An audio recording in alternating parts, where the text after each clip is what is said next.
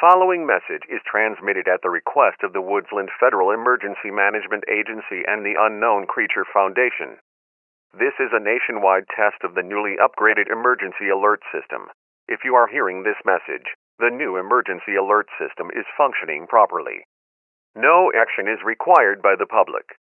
Beginning today, all emergency broadcasts issued by federal, provincial, and municipal authorities will be transmitted using this updated emergency alert system. The new system provides improved reliability, faster warning delivery, enhanced audio clarity, and expanded nationwide coverage. This upgraded system will now serve as the official emergency notification platform for all public safety alerts, including severe weather, hazardous materials incidents, civil emergencies, evacuation orders, and other life-threatening situations.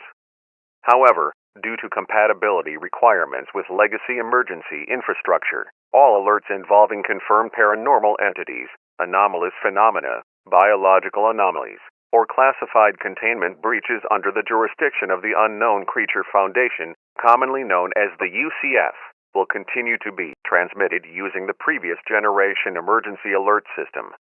The legacy system has been retained exclusively for UCF operations to ensure compatibility with specialized emergency procedures and established containment protocols.